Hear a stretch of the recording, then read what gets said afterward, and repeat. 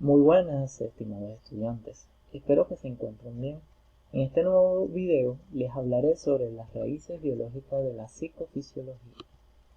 Antes de empezar, es bueno tener presente que desde el inicio de la historia siempre ha existido la diatriba de saber cómo es la relación de la mente con el cuerpo. Si la mente está por encima del cuerpo o si se encuentra ubicada dentro del mismo y específicamente en qué zona se encuentra. Varias culturas intentaron darle respuesta a esta pregunta, entre las cuales está el antiguo Egipto y la China. Ambas pensaban que el corazón era el centro de los pensamientos y las emociones. En la antigua Grecia, Hipócrates llegó a hipotizar que el pensamiento, los sentimientos, las emociones no se hallaban en el corazón, sino que éste se hallaban en la cabeza, específicamente en el cerebro. En la antigua Grecia también Aristóteles difirió a su postura, quien mencionaba que la cabeza no podía ser el centro de las emociones debido a que este era el lugar donde éstas se enfriaban. Posteriormente, Galeno llegó a confirmar la hipótesis de Hipócrates, o realidad, donde a través de disección de cerebros de diversos animales, también llegó a hipotizar que era el cerebro el lugar donde se administraba o se dirigía las conductas. Luego, en la época moderna, la cual inicia filosóficamente con el pensamiento de Descartes, René Descartes, el francés que llegó a decir la famosa frase de primero pienso, luego existo, también además de la filosofía y hacer contribuciones en la matemática, también hizo contribuciones en lo que fue la fisiología. Él en esa época, en la época donde él vivió, el paradigma que dominaba era el mecanicismo, donde se veía el cuerpo como si fuera una máquina. Y tal cual como una máquina se estudiaba de esa manera, en el sentido de que se podía estudiar las diferentes partes para ver cómo funcionaba. En esa época de Descartes también existía el pensamiento o el paradigma dualista, donde se veía que la mente y el cuerpo estaban separadas completamente y que eran de sustancias diferentes. La mente era una sustancia más trascendente, espiritual, se puede decir, y el cuerpo era una sustancia más burda o física.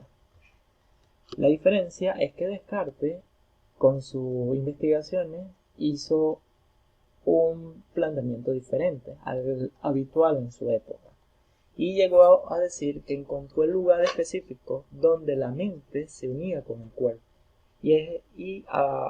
habló de la glándula pineal, la cual se encuentra en el centro del cerebro.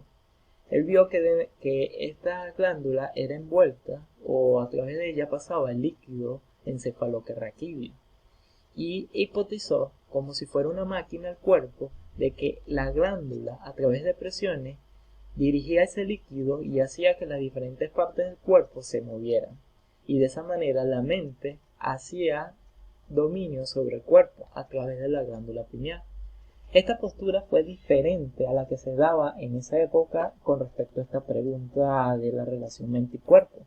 ¿Por qué? Porque generalmente el tipo de respuestas o reflexiones que se daban eran más filosóficas, de pensamiento, de discurso, mientras que Descartes llegó a hipotizar una zona en específico del cuerpo humano que se encuentra la unión con la mente, y a partir de ahí se pudieron hacer experimentos.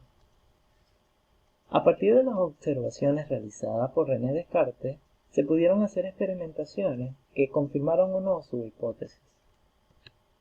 Entre los autores que la realizaron fue Luigi Galvani, quien a través de la disección de ranas, a las cuales le quitaba los miembros superiores como la cabeza, y le aplicaba estimulación eléctrica a los miembros inferiores, y se dio cuenta que eran los nervios conductores de electricidad los que ocasionaban el movimiento de los miembros y no el líquido encefalorraquídeo, como había dicho en un principio.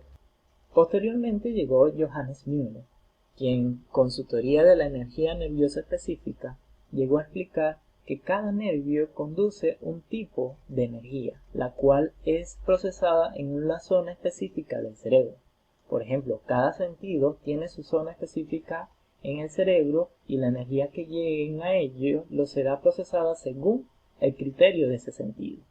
Por ejemplo, en la zona occipital de nuestro cerebro es procesada las imágenes y cada estímulo que llega allá nosotros lo vamos a captar como una imagen, como una señal luminosa. Si nosotros frotamos nuestros ojos con las manos, podemos ver destellos de luz. A través de un impulso que es mecánico, no luminoso, vamos a poder ver destellos luminosos. Posteriormente llegó Pierre Florence, quien en Francia hizo ablación experimental, la cual consiste en agarrar a los animales y estriparles una zona de su cerebro y ver cómo cambia su conducta o cómo cambia su comportamiento. Y a través de este tipo de experimentos logró especificar las zonas del cerebro responsables de el ritmo cardíaco, la respiración, la regulación, las funciones digestivas, entre otras. Siguiendo este principio, pero en humanos, llegó Paul Broca, no diseccionando a humanos y estripándole una zona del cerebro, sino agarrando personas que tuvieran alguna patología. Por ejemplo, hay un caso muy famoso que él estudió de una persona que había perdido el lenguaje y cuando ésta murió diseccionó su cerebro y se dio cuenta que había una zona del cerebro que estaba deteriorada, a la cual actualmente se conoce como la zona de Broca y se le atribuye la función del lenguaje. Además de las observaciones y teorías realizadas a partir de la experimentación, también se hicieron teorías a partir de la simple observación, y una de ellas fue la teoría de evolución de Charles Darwin, el cual dice que el proceso de evolución es un cambio gradual en la estructura y fisiología de las especies de plantas y especies de animales como resultado de la selección natural. Darwin, con su teoría, propuso que las diferentes características que varían en una especie animal se deben a que cada una de ellas le permite una mejor adaptación a su entorno. Entonces podemos ver, por ejemplo, que las aves se diferencian con el tipo de pico que tienen. No es el mismo pico que tiene una ave que consume néctar a un pico de una ave que consume carne, como son las carroñeras o la de presa.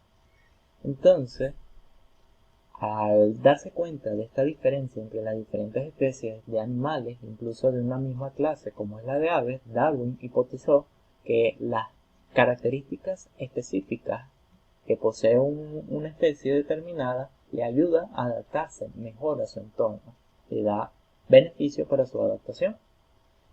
Un ejemplo fuera de las aves lo podemos ver con los insectos, específicamente con las orugas, que muchas de ellas adoptan el mismo color de la planta la cual consume. Por ejemplo, si la oruga consume hojas verdes, ella tenderá a tener color verde, no solo porque consume ese color de las hojas, sino también a que fueron sobreviviendo y pasando sus genes más aquellas orugas que lograban camuflajearse en su entorno que aquellas que se diferenciaban. Por lo tanto, vemos que una característica que puede ser tan esencial como la del color ayuda a un animal a sobrevivir. Por tanto, en sentido estricto, no podemos decir que ningún mecanismo fisiológico del organismo vivo tenga un propósito, pero tienen funciones y estas podemos tratar de determinarlas. Aquí vamos a ver una serie de imágenes de las extremidades superiores de 4 distintos mamíferos. Todos ellos se pertenecen a los mamíferos, pero pueden ver cómo sus extremidades superiores son diferentes.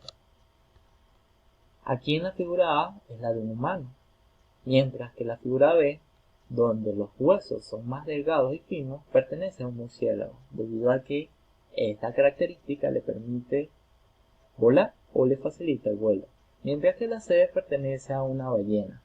Unas extremidades superiores mucho más gruesas le permiten tener mayores músculos que le ayudarán con el nadar y desplazarse en el mar, mientras que la última pertenece a un perro. Ellas, como ven, se mantienen completamente unidas y están en una postura o una posición que le permite o le facilita, mejor dicho, su desplazamiento.